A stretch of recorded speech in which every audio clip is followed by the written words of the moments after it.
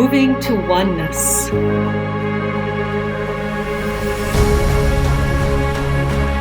Nourishing curiosity. Embracing differences. Becoming one.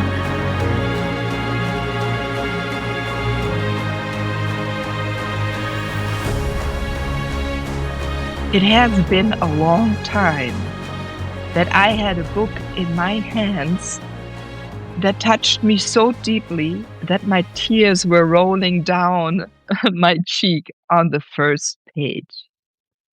And you wonder who this person is who wrote that amazing true story, then please stay tuned to the Moving to Oneness podcast. Hello, everyone. I'm Mylene Elke. I'm sitting here in Germany, and the book has a close relationship geographically to where I am now. And I would love to introduce to you the author of this page turner that touched me really deeply, made me think, brought on many conversations just in the days I read it and many afterwards. Please welcome with me Robert Wolf. And Robert, you are in southern Florida where it's nice and warm and not so cold. So thank you for being on the Moving to Oneness podcast. Thank you for having me. I much appreciate it. I'm very honored to be here, and I'm really glad that you enjoyed the book. Yes, it is beautifully written. It is, when I thought about it, and it's hard. I'm not going to talk too much about the book, everyone, because it's so good. You have to read it, in my eyes, because it's about a topic. Is it specifically about Jews? But I believe it touches every culture, every person on this world deeply, because it is about so much more. It is about a family. It is about understanding where you live, being close to others or not being close, and being very in tune with your own body to acknowledge what is happening around you. So those are the few of the points that I got right away out of the book. And even though I think it's a very, in a way, depressing, sad story, it is also, there is some invigoration that I felt, Robert.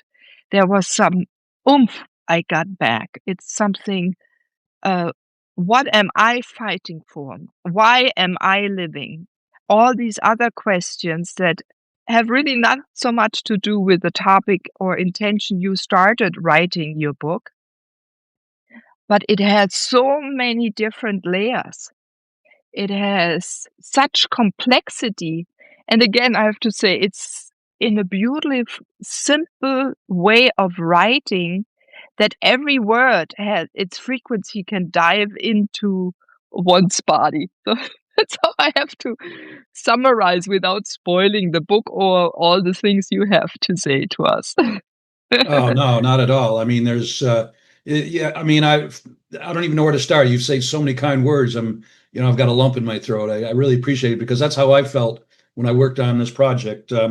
My mom and dad wrote his autobiography in the 1970s, Untitled. They went from paper to pencil to a typewriter to a computer to a disc, and they wrote the stories as though they happened the previous day. The book, Not a Real Enemy, the true story of a Hungarian Jewish man's fight for freedom. I've got a copy of the front of the cover right above me here in my background. You can see. I have it too. I have to show everyone. You have this. Yep, that's the paperback. This is the copy behind me. Is the hardback, and it's also available. But I got a nice note.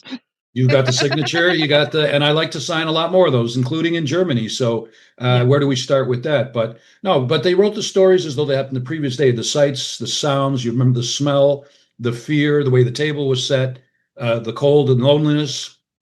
And I read it once, probably about 30 years ago. Didn't think much of it at the time. My parents were always Holocaust educators throughout their lives, but they were well-rounded. They were happy people. You never know. They had no sign of PTSD. You never know everything that they went through, which is amazing. That's another miracle in itself. But flash forward 1997, my dad passed away, unfortunately, 2016. My mom passed away, and a historian friend of mine of the family's handed me the disc and said, "You really have to read this."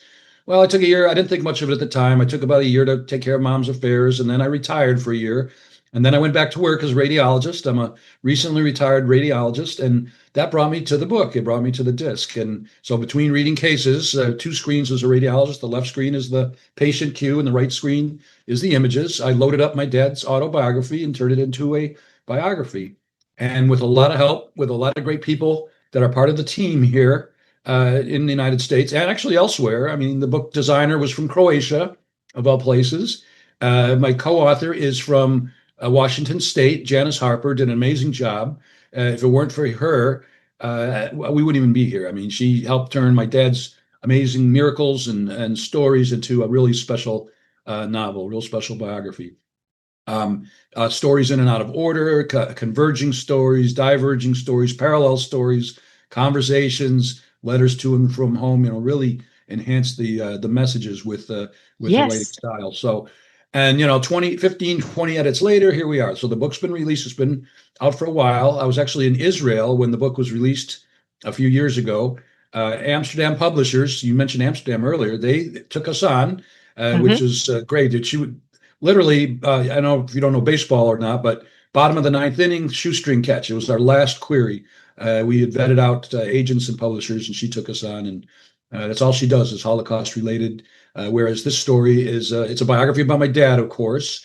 It's a history book about little known Hungary from the end of World War I to the end of the Hungarian Revolution in 1956. It's an adventure, and it's the story. It's the trials and tribulations, the strengths and the unfortunate events that happened to my dad's parents, for example, friends, and other people that he knew in the area, Jewish and otherwise, not just Jewish. So it encompasses a lot. It's like you said, it's emotional. You cry, you laugh. Happy ending. Ends near you, Vienna, Austria. We could do a part two. Dad went on to deliver 10,000 babies in his career, which is that's redemption. It doesn't bring back the 6 million, which is a number we all know. But not a lot of people know 50 to 60 million people died in World War II. Not to mention all the unfortunate people under the communists and communist Europe, the communist bloc, torture, imprisonment, et cetera, including my mom's uncle for supposedly running an illegal Jewish wedding under the communists. But that was another story too. They tried to pinch him for the Raoul Wallenberg murder, and he wouldn't give in. And happy ending for him too. But these people really suffered a lot. They went through a lot in the mid to 20th century Hungary for sure. The first one I thought, what is so beautifully out about the book, for good thing that I knew you would survive throughout the book. It helped me in a few moments because I knew you were here. Yeah, right? no, And I mean, you I'm wrote lucky the to be. book, and I knew you were the son. But the rich heritage, that is really those that you had letters, or and the way you wrote it, and the parallel to two different wars, and then showing similarities from a different side. And I don't know if you know that my mother escaped herself 3 days after she turned 18. She had previously escaped underage. Made it to, I mean, that was rare anyway. She made it to Germany from East Germany, but she went back because she didn't want to be put into Heim. Oh, what's the word in English? Where children are put. And she didn't want to be engaged again in a way. No, So she I went mean, back. they were separated. They were separated. And then she waited until she was 18 and she escaped again. And then found in Darmstadt my dad, who is American, who came over with the Air Force, and that was stationed in Can the Kindertransport, right? That was what isn't that Kindertransport was? Yeah, no, yeah, that the Kindertransport I think was much earlier, but that was in the Yes, and it 60s was that my mom escaped. 60, 61, if I'm correct. Exactly, in 81 she escaped, but she did it on her own and two other friends the second time. They went uh, then separated and they found each other, and somehow it's a miraculous. But I had to become and live. You know, there is reasons, and we're talking here in a spiritual podcast, moving to oneness, right? There was a certain purpose for my mother, and there's a certain purpose in your father or also your grandparents. While I was reading, I thought your father, Erwin, or Irvin, I don't know how you pronounce it correctly. Either way, the Hungarians say Ervin, and Okay. I say Irvin or Irv. Okay. I thought he always relied on his hunches. So if I could get something across of what I learned out of the book, how important it is in any situation, especially when we are under pressure. And nowadays we don't have many countries, people don't have so many pressures, let's say in our Western countries. It's more stress or something, but we do not listen to our intuition. And your father had an ability, I believe, to always know when there's the last moment he has the chance to change something, and he has to rely on himself and move on or move away or escape. Right? So that was always within him. And I thought that was also very nourishing. You wrote about that to provide trust within ourselves, to believe in ourselves. Because then, first of all, it's really dangerous. Then you have other people who have given up maybe around you, and to build up the strength to believe it works. And sometimes it didn't work, and he noticed quick enough to pull back. And maybe similar, like my mother just comes right now.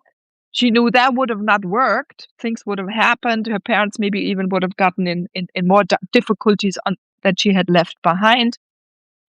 But when she's adult, it would have been a different story. There's just an innate understanding. Do you also have that in life? I would love to ask you. Do you have that also, that you know when your body is ready to push you somewhere? Yeah, that's a great question. Lately, maybe not so much. I've been doing this so long. I've been a little bit stuck in the mud lately, and especially when I'm reading about all these attacks around the world, feeling like I can't fight anti-Semitism myself. This is part of the reason I'm doing this, because I'm trying to recruit people, the 99% of us that do not believe in this racism and hatred and anti-Semitism and call for genocide and jihad. So I'm trying to get us to wrap our arms around the problem, and hopefully through education mostly, but also with communicating with our government and police forces and public servantry to make sure that it doesn't get worse and hopefully one day go away. Now, it's never going to go away. We know that. But World War II did end. Communism in Hungary did end. And you're right about my dad. I didn't mean to get off the subject, but his escapes. So my dad was a four-time escape artist, as you know. So twice from forced labor camp under Nazi Hungary and twice under communist Hungary. Split-second timing. A lot of courage, smarter than most people around him. Fortunately, he had the brains, had the common sense. Integrity is a word we use. He had a lot of integrity. At the forced labor camp, he was in charge of distributing what little food they had to the rest of the inmates out in the field or wherever they were. Deplorable conditions. And he had to rely on his friend Frank and Mike and other friends that he had in forced labor camp to survive. So we talk about hope, and we certainly talk about loneliness. In the middle of an escape, you did it too. You put yourself in my dad's shoes. Like, I never felt so lonely as when my dad was trying to escape in the foothills of the Carpathian Mountains, or when he was arguing with an armed Russian soldier on the Hungarian-Austria border, and situations, or when he was hiding under beds or in casinos or wherever else. So 20 miracles. I think a lot of it was he helped himself with what, like you said, timing, judgment, knowing when he had to move on. I get a little of that. I ask myself, I don't know how I could survive the way my dad did, and through all of those ordeals, and not have PTSD or even just survive it by itself. So that alone is another miracle. So, but yeah, 20 miracles in this book: the four escapes and hiding places, and like a cloak and dagger stories. People that you thought were going to be your enemies thought you turned out to be your friends, and vice versa. So a lot of twists and turns. And the way he found out about what had happened to his parents, unfortunately, perished in Auschwitz. Both my dad's parents. His dad was a dentist, an obvious threat to society. My mom's grandfather was a rabbi and also perished at Auschwitz. So, real threats to society. The way my dad got into medical school was another miracle. So it's just so inspiring that like I said, I couldn't leave this story on the computer. I couldn't leave it on a disc. I just had to share it.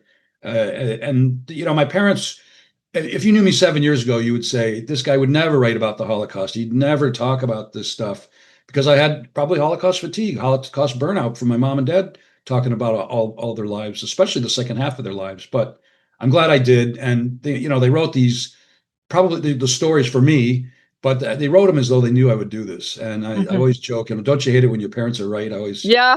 like my joke, but yeah, no, I'd say it's never too late to do the right thing. I wish maybe I could have done it while my parents were still alive, but there's no way that would have happened because I had a career in radiology and family, and we're all busy with life. So I'm glad they did it. I'm glad I did this, and the legacy will move on for my parents. I'm an only child of only children, so this is my baby. And but I do have step kids and step grandkids, and they're all Christian, and they support the book, the story. They've been to the Holocaust Museum in D.C. They've taken pictures of the book there. And before you know it, a few months later, I'm there doing book signings, and so I did 4 of those and what an honor that was. I've also done presentations at other Holocaust museums, like in Illinois and Long Island, New York. But I could do that every day, teaching kids and their families from all over the world: Australia, Germany, England, Canada, all over the U.S. Yeah, about you have a beautiful way of doing that. There is no weight uh, or blame when you speak. I don't feel that within you. You really are there for us to awaken, to become more aware, to take in that story, right? Because what came with that story was saying that these escapes, I thought, oh my God, what the body can endure, it's what the amazing. No, body can endure, and what strengths we can develop. And I would love other people in this world as well. Look at your life and see what you're enduring, or what are you not enduring? What have you just taken for granted and not changing, or where are you not making decisions to improve your life and your light? That no, well came good. said. No, enduring. Yeah, no, changing. That's a great.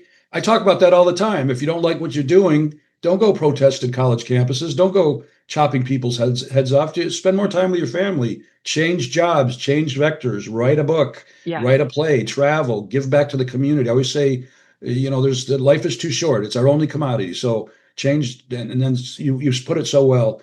The education part is self-explanatory. And it's important. And I'm going to continue. The classroom is one thing, but adults too. Adult education is important. So we've done presentations at churches, synagogues, libraries, museums, community centers, remotely, live. I did a live podcast in Las Vegas this year. Good. Going on an Italian cruise this year. I would love Oh, to do something in Germany. Yeah, that was pretty cool. That was kind of a whenever spontaneous you thing. know what unfolds now, because what I also want to say, I'm not the only one who loves it. The book has 5 awards. That it has to be done too with such a heavy topic. It's a topic that every human being can relate to. We have had it all. I mean, we think we can look at our present time on different continents, in different cultures, different social levels, um, different religions against each other, men, women against each other, uh, old, young. Yeah. So where can we become more compassionate is my question. What did you know? Did through reading became people more compassionate? They say something about it? Do they become more not wise, Appreciative but is the word. appreciated, and also they Appreciative, because you respect said it. appreciative. Yeah, Yeah. you said it. No, you said appreciative, and that's what, don't take things for granted, and that's one of the big lessons coming out of this Mhm. book. We might complain about our government, but at least you got to vote for who you wanted to vote for. And my mom and dad were so pleased. It was one of the main reasons they wanted to live in a free country, so they could vote. Jews couldn't vote, and nobody could vote when Stalin, and so many decades of Russian rule. No, it's just so well said. We need to learn to appreciate what we have. We're free to go to work. We're free to own a radio or a TV. Don't take all that for granted. We're free to go to synagogue and church and mosque, and that's all good as long as be peaceful with me and I'll be peaceful with you. You have to respect other people's religions and education, not the threat of human life. So, Yeah, and and ask questions, right? I think what your book brings also, we have to ask questions each other. So ask each other what is behind each person, right? We have to take the time, any encounter we have in a person, to ask deeper questions so I can see you better, or the other person. What are their stories? Because not everyone can read the story or see the energy of a person, but we can ask and learn to understand and look for similarities instead of looking for differences. That's also rather important.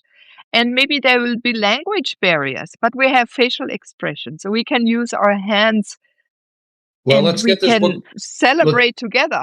let's get this book translated into German. I want to talk to you about that later, because that would be truly remarkable. That would be a full circle miracle, since the wars were started when World War I, World War II started in the Germany from the Germans, and restitution. My mom and dad got restitution for years from the Hungarian and German government. Not a lot of money, but my mom was proud of that. It made the accountability was palpable, and I think she was pleased that at least there was some sense of responsibility. Working backwards, my parents engaged. They had friends that were Jewish, Christian, Muslim, from Mhm. Africa, from Asia, all over. Holocaust survivors, doctors. They were well respected in the Jewish community and medical community. And they interacted with a lot of people of all different. They were interested. And with this project that I've been doing, I'm kind of the same way.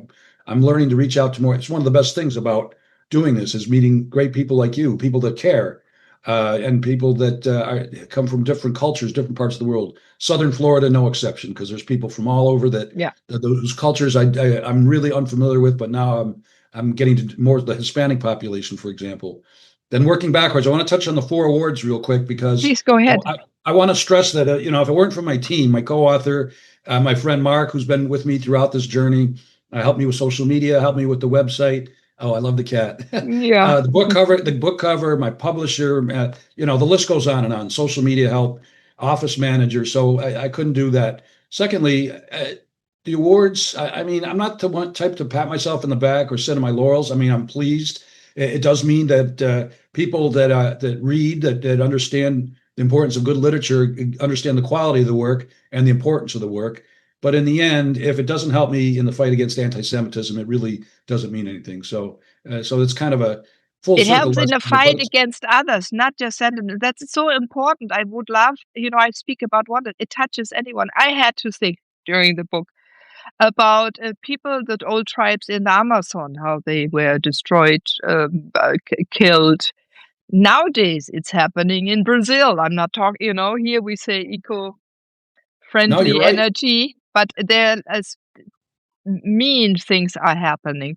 Well, We can Jewish hate, go yeah, into Jewish it, hate is yeah, not good for anybody. Yeah, Jewish hate yeah. is not. But So you're right. I hate mean, a and Michigan church got attacked about a month ago. A oh, truck driver in a shooting, and I'm just reading that the Muslims are killing by the thousands these continental Africans, native Africans. So it's brutal. I mean, so no, none of that is acceptable. I mean, I don't know what I can do to save them. This is my little corner, is the anti-Semitism part, but it's a good. we do have other problems. I'm sorry, I didn't mean to interrupt you, but No you're worries, touching no on so many worries. good points. Because you have so much to bring, and I know you're like a bubbling water, where you that had so much, not pressure, it's the wrong, but it has so much a joy and a purpose and dedication.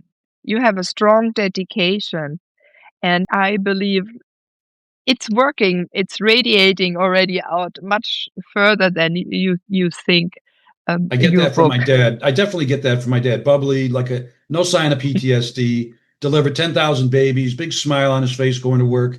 Everybody at the hospital loved him, and and it's funny. The Christians, I have probably more Christian. I've got a lot of Christian and Jewish friends myself, Hindu, but I get a lot more Christian supporters of the book and the story than Jewish. And brings me to the point. My biggest obstacle in all of this is the apathy and the indifference to the fight against hatred. That's especially amongst the Jewish people. So maybe now people are starting to finally wake up after all these protests, and now people are getting murdered, attacks in libraries, and the one in Australia was horrible. I mean, it's just people have better start look because you're next, and people that Even are in our countries, both of our both countries, other countries people and are pointing fingers. It should not be. I think my dad told me once a story really touched me. It's not a story; it's really experience why he left his hometown. It's because they had half of the town was Protestant and the other Catholic. You could not even date someone from the other side, and so I grew up also with two beings that are very open in seeing other people how they are and getting to know them before they create. Or maybe both of them didn't have so much judgment. That's well, it's funny you about people. say. So Well, if you that remember, yeah, it's no, nice, but it's starting again. And I invite here everyone. How can we solve that? Because your book is doing that. It doesn't matter who, but not pointing first the finger at ourselves to stop that just comes as to my head. And then if we don't point the finger and hurt ourselves so often through the horrible negative talk or judgment or making ourselves small, then the less we point it at others. And that is so important. that's back to accountability. Yep, and understanding and education. I couldn't agree more. I mean, we need to reconcile our own confusion, our own inner weaknesses, and once we do that, we can move forward. And for me, this thing, I mean, yeah, I practiced medicine for 35 years, so I've helped thousands of people, but I was compensated for that. But now I'm trying to do this. It's not about the money; it's about the message. And I hope that we do sell a lot of books someday, but it's not. It's about the message. It's not. And believe me, my heart's been in it. We've queried Steven Spielberg and Tom Hanks and Bob Kraft, who owns the new Wow, Matrix. super. They're big. Adrian Brody, if you remember the movie The Pianist. Yes, I do. Adam Sandler, the comedian. Yeah, it's really difficult. I mean, I'm just looking for that one. I keep putting the fishing pole out, so to speak, and I'm just looking for that one. Really, somebody who says, "Oh my God, this story is so good, it should It's be a good. movie." And It's because a a good lot of people have said screenplay. that, Yeah, it'll be a good movie. it could be a documentary, it could be a miniseries, it could be a full feature film. With the Forest Gate, it'd be Schindler's List on steroids. That's what I call it. The Hungarian Papillon. And remember, my dad missed. I mean, by the end of the book, when my dad had his fourth escape, his risk tolerance was so high. If you remember the story of him sneaking into the medical center to look at his dossier, and they called him not a real enemy, and he was anything but. He and my mom were real enemies because they loved Mother Hungary, but they hated Nazi Hungary and Communist Hungary, so they were leaving. So the country lost two good people. Would have been great doctors there. And if that didn't happen, like if the Soviets didn't take over and it was the Americans, it was the West that won. I mean, the Austria, yes, but not Hungary, right? And other countries surrounding. I probably wouldn't be here. I would have probably been raised in Hungary, and if I was lucky enough, go to medical school in Hungary and practice there. So, but that's not what happened. So, my parents didn't want to have kids until they came to the United States because they wanted to be free, and they got what they wanted. So, anything easy they might have had their second half of their lives. No, they got a fantastic child in my eyes. I don't know. If they got. I don't like the word deserved. I'm not into that word, but entitlement. But I think if anybody was entitled to a better life, the second half, it was my mom and dad, and many other people like them that suffered. I really love the title, and you just touched on it. Not a real enemy. And how after writing the book, you probably thought about it a lot and experienced while writing, reliving over and over the story, because you do it. It has to go into your fascia, into your body, into the cell memory. What would you help? Is there an inner shift that would help people to dissolve their daily enemies or recognize enemies? Yeah, I mean, who knows? Buy your neighbor a cup of coffee. Knock on your neighbor's door. Ask them, how you doing? What's going on? How are your kids? How are the grandkids? How's college? Relate to the younger ones, the younger people too. You have to engage. You can't just sit in a room and be on Facebook all day or watch TV all day Mhm. or do it or whatever. You need to reach out to people. It's really not that hard. A little bit of love goes a long way, and hate may be the easier way. I think love could be the easier way. It's a little bit of work, but it's a normal human trait that should be carried over more rather than the other way around. So. Um, I can't speak for everybody in the world. I can only try to inspire through in my own little way. Originally, we were going to call the book "The Hungarian Papillon," the Hungarian butterfly, after the famous escape artist Yeah, yeah, yeah, yeah. I read that book too. from Yeah. Devil's Island. It was a great movie too. And but Janice, my co-author, talked me out of that because she said the younger reader's not going to understand the reference. So, and then the No, sixth it book of was good. Moses, It's the good sixth book of because Moses was the other one. I'm it's so sorry. good. No, Yeah, no, because my because the book lay. I had a client here, and the book lay on the couch still because I was going back and taking some notes, and it has such an attraction. The book only itself, it just lay. I have a few other books lying around in my living room. Yeah, but it has a strong attraction, and it made her think. And she was born later, also in Leipzig. Maybe that was, but her also mother went with her away out of a bad relationship. She escaped um, her mother with her when she was little. So, and I think people can sense that. Where do we escape from? Yeah, and what are the ways or to be courageous to also feel what is not right? But also there is you teaching how to speak up and how to fight for others or how to be.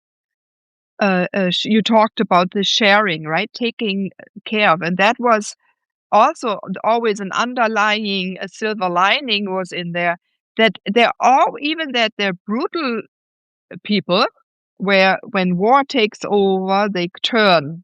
I have to use a really quick an example. I met once a man in Italy. We were in college, summer school there, and he was the janitor, and he was from Serbia or Yugoslavian at that time. And he said, I escaped as well because suddenly my friends turned on me and they wanted to cut my finger off, right? They Serbians cut. And so so he did not do certain symbols anymore with his hands. So then he escaped to Italy, and he was a young gentleman. And I thought, oh my God, how fast people can turn. But even then, they're the people that group up, go against others.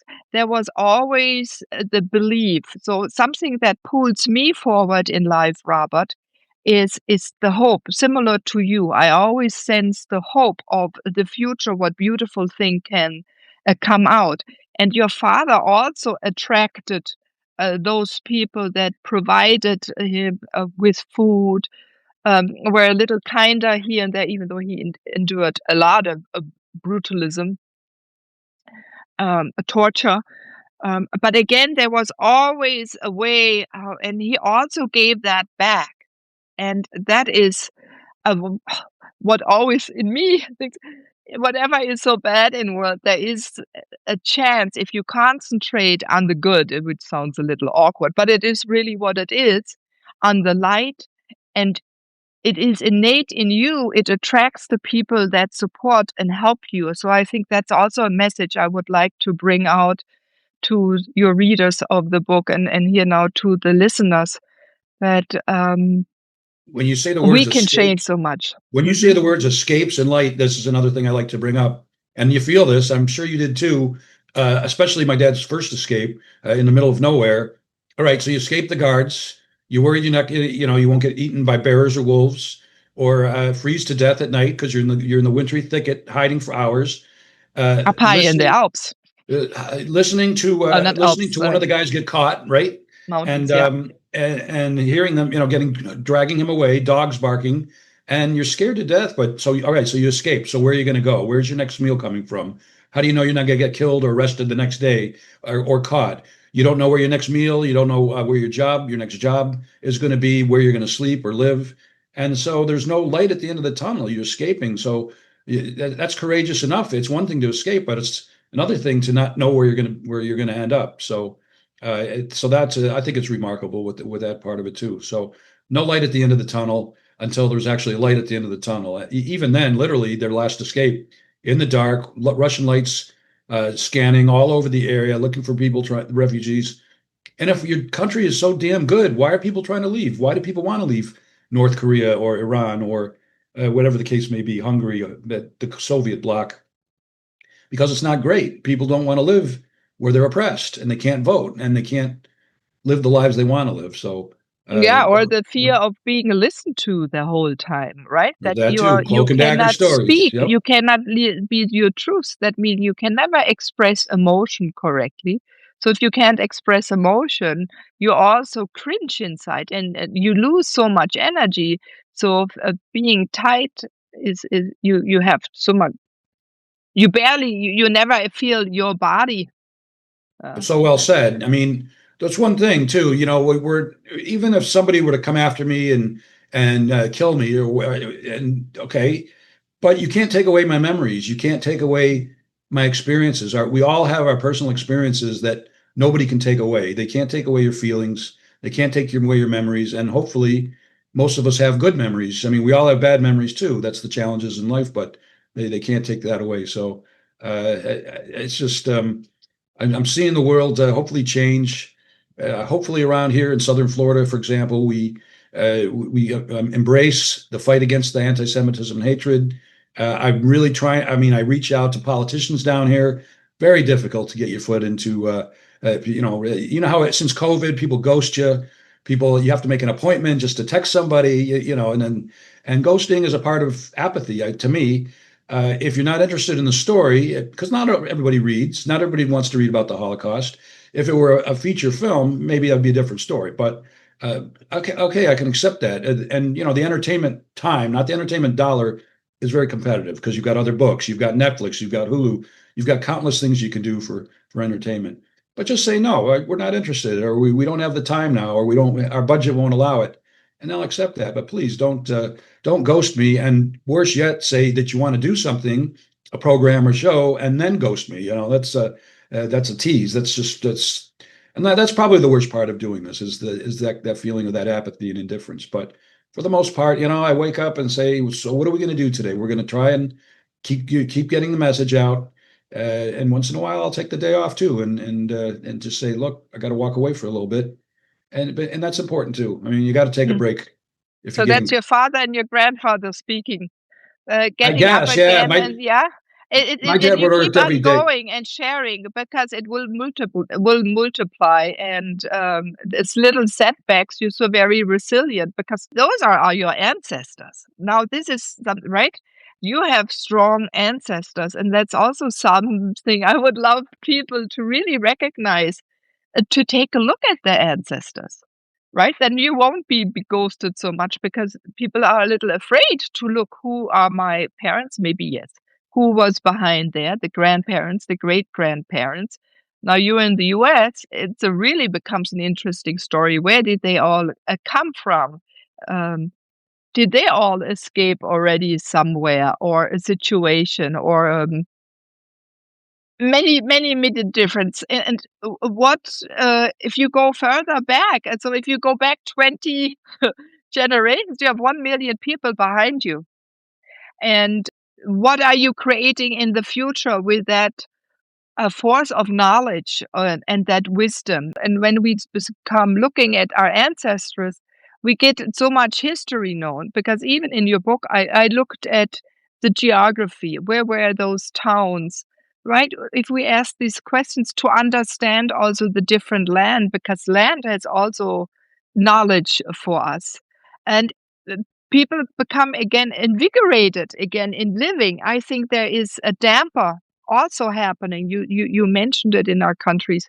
There's a damper. There is no liability anymore, and it's worth living. If I read you correctly and what is within you, you invite all of us to live, because your father and they fought for living. They fought to create a better world. And that we maybe learn by looking at our ancestors and who they are, where they came from. It will be easier for us to create a meaningful life.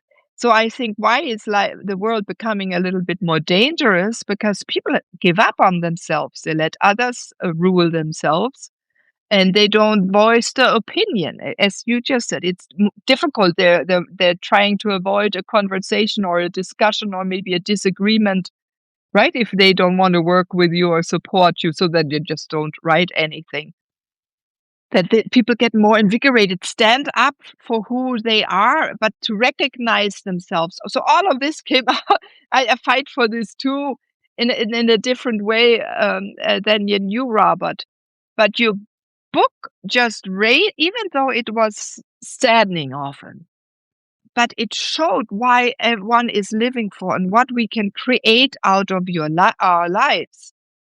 Now, this is the strongest thing I pulled out. I'm not going to play small anymore. I'm not going to become invisible. I'm going to show myself more. I'm going to speak out who I am, what I stand for. This is what I got out of your book as well. I thought those things before, but reading that story, whatever vibration is in your book, Robert, just upped it and invited me to pull me along. So I want to thank you for that. I'm so Really pleased. No, it makes strongly. me. You really made my day with the. I really appreciate that, and that's what it meant. And it did the same for me. It was really a profound life changer for me as well. So to quote my dad, and forgive my Hungarian accent, he used to say, "Enjoy every moment," and he would say, "Nobody bothering you." That's so all the time. And my mom used to say, we would not vote, we would not belong to the Nazi party, and we would not belong to the Communist Party. We vote for the best candidate. So I love what she used to say about that. And the other thing my dad used to say, don't do it for the money. He was talking about medicine back in the day. So my dad loved his work and he was compensated for it. But he didn't work in the richest area in Detroit.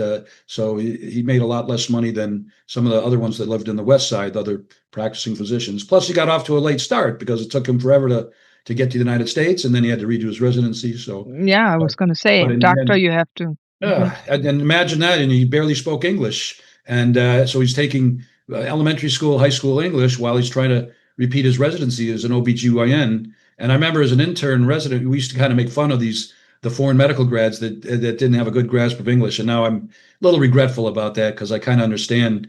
I didn't even think that my dad could have gone through all that, So more resilience. My mom's parents got a divorce around the wartime because to save the family name. So they lived in separate areas, separate countries. So another sad story. But in the end, like you said, work every day, work at it. Somebody told me I'm my dad's messenger. I love that. That was a really a nice feel good comment. At the Holocaust Museum, somebody once said, "Sorry for your loss," and that was super nice. I mean, because these are grandparents that I never even met, but it's still a loss to my family. And how life might have been different if they had survived the war too. So, and then somebody also said to me once, "Thank you for what you're doing. Like, thank you for your service," which I always say to the police and military guys I see, first responders. I say, thank you for your nurses. Please, thank you for your service. That goes a long way too. It means we appreciate what other people are doing, and especially some of these difficult jobs, putting their lives on the line every day to protect you and me. So. You know what your book reminded me to? I had experiences in my life where you met people. I remember in Atlanta, someone in the parking lot who was taking care of the tickets, and other people were treating him with, I don't know, just he's there working for taking money for parking. Yep. But then I spoke with them, and so I'm inviting everyone to respect and ask questions and put yourself in other people's shoes. So he also escaped, but he was a doctor. But he had no money even to take a residency, right? Or had to work a parking lot to rebuild himself. Just few days ago, someone was in my home about the energy bill, right? And he was out of Dubai now knocking on door to door. But it turned out when I spoke with him, because I said he's so nice and helpful, and I could feel that he really cared that I had the best deal, and he wouldn't say this. And it turned out he was a lawyer once, also You in never, Dubai, but it doesn't count here. So we encounter so often people that are from somewhere else, and I'm also, if I'm honest, Robert, um, mad that we look at other people like not worth anything. That if they don't have the way of expressing, they have a different color, they have a different religion. Since a little girl, I didn't like that. Um, because we all are beautiful beings who have a purpose here on earth. That's not one of us who has not. And then whoever is trying to make it better, support each other, support yourself, ask who you can help. And that is another thing that you brought out. How can we create community to support each other and invite strangers? And you mentioned before, a smile is often so already sufficient to that's, create peace, to create, how can we do it fast? Because that's the question. We can see what is happening around the world, as I was saying, the finger pointing. But what can we do now? What would you say? What did you learn about a oneness while and all your travels? Do you see that people are becoming more one? Are they becoming more open, or do you feel that it's the opposite, as I don't to know. It's a say it? mix. I think it's probably the opposite. I think the coronavirus didn't help. And, with these attacks, people are looking over their shoulders. Uh-huh. But I see it's up to me. If I can't get other people to care about communication or fighting hatred, then it's up to me to get it Mm. out there, to catalyze that, to make that move forward. So you made another good point, and I wanted to comment on it, but it slipped my mind. But I scold people for saying I'm only a janitor, or I'm only a truck driver, or I'm only a waiter. No, you've got an important job too. My dad used to say hi to the custodians in the hospital, and I started out as a volunteer and cleaning out hot tubs and physical therapy and a custodian. So I did Uh-huh. all of that too. So it's a great point that we all have a purpose, and as long as that purpose isn't cutting my life off or children or threatening or persecuting, then fine. We've all got purposes. Men of the cloth, police, military, government, whatever it is. We all have a purpose for sure. Good Yeah, and stress. thank you. You followed your purpose of once being a neuro radiologist. You That's pronounced it and correctly. Very yeah, good. It was that's an interesting career. I mean, no, I was always into the neural sciences, head and neck, spine, and yeah. brain, and that was from back from medical school. So that was kind of my talent, and so I just kind of followed it.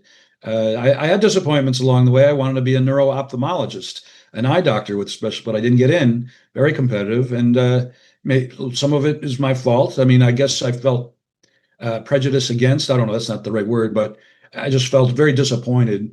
But I learned about accountability at that point in my how I had to change the way I approach things, because I think I was good enough to do that, but I wasn't going to wait another 3, 4, 5 years, and the path is long enough as it is. So and it worked out. I wouldn't at this point. I wouldn't change a thing. I also considered psychiatry back in the day. It was another backup plan because it's related to the neurosciences, but I did a rotation in medical school. I didn't really like the attending. He didn't think I'd be good at it.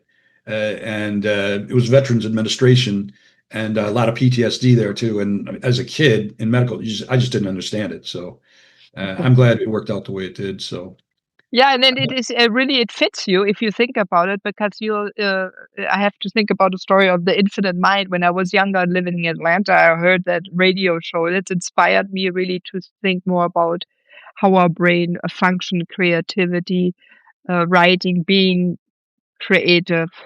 And we need someone to understand nerves. I have cerebral palsy, so I'm happy for everyone who understands how our nervous system functions. Traumata influence our nervous system, and it goes on and on. And so it needs a very fine person to understand that. So you have maybe more than a talent to do several things, and you chose, luckily, the right thing. And that also translates back into the book that you wrote, why it is so sensatory. That's the word. It touches so many senses while reading, and the pictures you can really read and see, feel and taste as well as a reader. Appreciate that. I never would have guessed you have cerebral palsy if I heard that correctly. But I have a question for you. Can you buy books written in English in Germany through Amazon or not? Yes.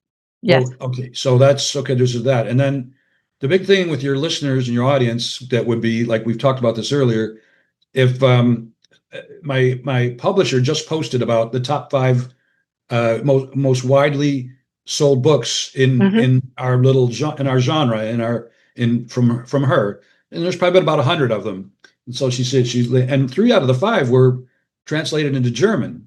Now, then she's saying that the biggest, and she was really impressed with that because they were very widely read. And I said, well, coincidentally, I'm doing a podcast with somebody who's interviewing me out of Germany. So I'm just curious. If you've got listeners or you yourself know somebody that might be interested in, and the only way she'll do it is if we need an offer for the rights to be written in German. She says it's too difficult for us to translate and then try to sell it in German. It's easier if a publishing house out of Germany would make an offer to have the book translated. So if you know somebody, or you've got friends, historians or rabbis, or anybody that might, producers, let's publishers, see. Let's set the intention. We're strong beings. That would be such a, my mom and dad would raise up out of their graves if they saw that this book was translated in German.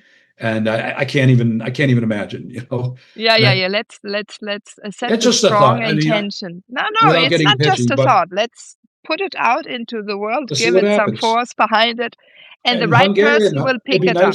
Hungarian and Hebrew, and then Spanish would be great because we have this huge Hispanic population down here. But Germany would be very, very poignant, salient. It's the place that it should. That's the spot. I think. Yes. That is right. It will happen if you desire it to happen, and you put a strong intention in there. It will.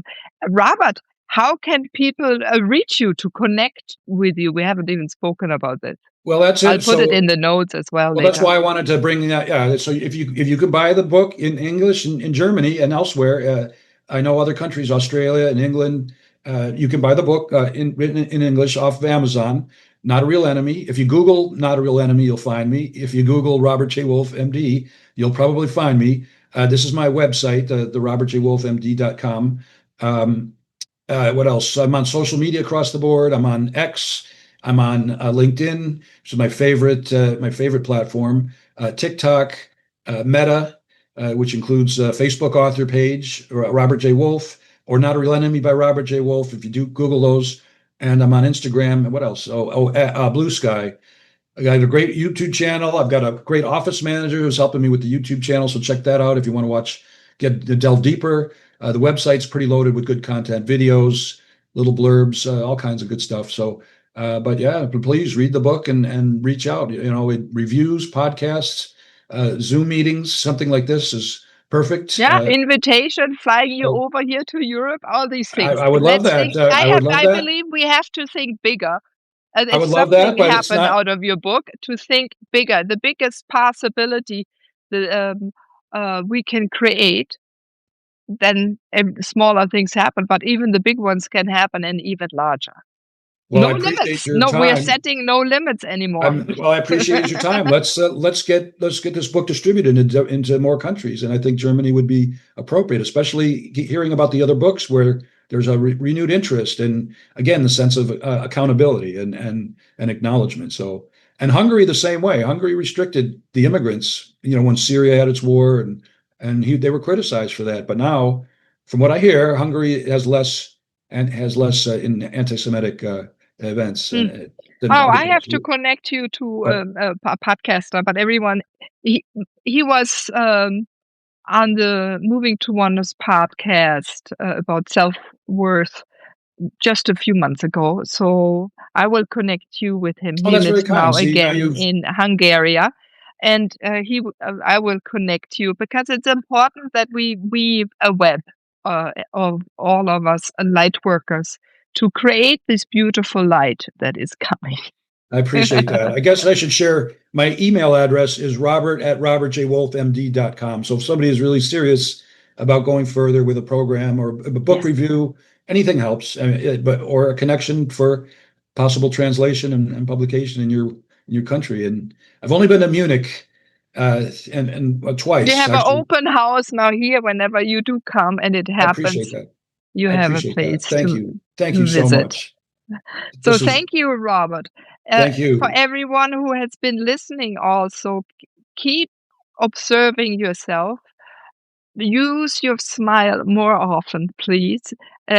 Ignite the light within you. Let it shine brighter. As Robert said over and over and over, the world is getting a little dimmer, so it is our responsibility to move into our own strength, and especially 2026 is demanding that. The cosmic energies, many of you know it, and to connect to Robert, to me, or others, so we can move forward together and nudge each other higher and higher, or I should say brighter and brighter and brighter. And yes, look at your ancestor. I think this comes strongly. Know where you're coming from, because connect to the land your ancestors come from. Maybe ask questions. So that I forgot, Robert, but I think that's also important. I'm going to ask many more questions to my parents as long as I have them. And I'm going to record it and write it more. I've started it here and there, Good but for with you. more essence. And I invite others, because this heritage of material should not get lost, and if it does, remember and connect in the spirit with them and let them tell you their story, and maybe that will catapult you forward. So everyone, thank you for listening to the Moving to Oneness podcast. We are very appreciated, and thank you, Robert, for your time, your energy, and the Thank you. energy you put into your book, so I was able to enjoy it. Thank you very My much, pleasure. and the best to you. Same to you. Thank you.